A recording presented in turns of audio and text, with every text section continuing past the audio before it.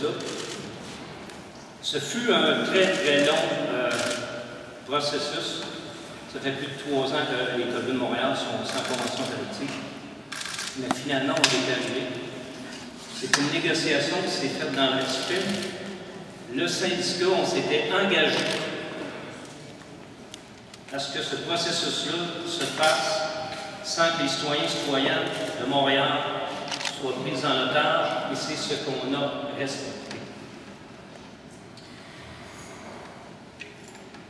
Les cols bleus, je pense, l'ont démontré lors de l'Assemblée, sont heureux d'être traités avec respect, je dirais finalement. On a réussi à aller chercher 446 postes pour des employés qui travaillaient de façon permanente, mais qui ne l'étaient pas au niveau de leur statut d'employé. Ce qui fait en sorte que ça améliore les conditions de travail et les conditions de vie de ces travailleurs et travailleuses. Le plus important, cependant, je dirais que ça s'est fait au mois d'avril dernier.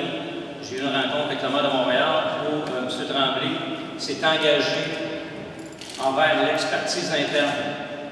Et c'est ce qui a donné un vent de changement à la négociation. Donc, oui, on est pour des meilleurs services publics.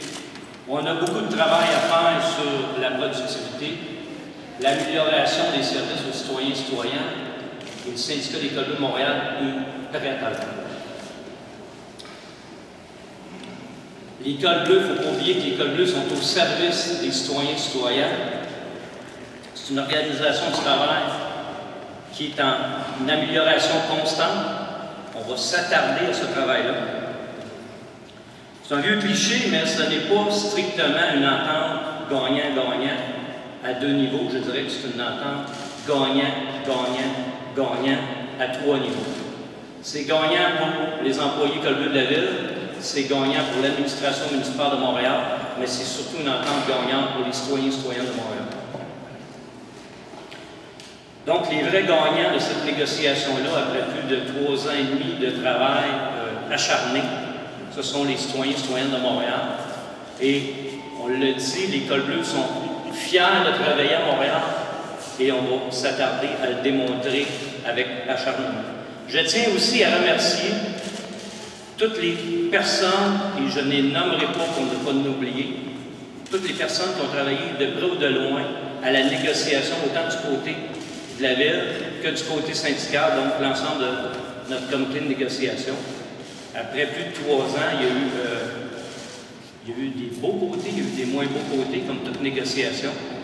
Et on espère pouvoir construire le futur de façon beaucoup plus positive que ça s'est fait dans le passé. Donc, je n'aimerais pas personne, je remercie tout le monde.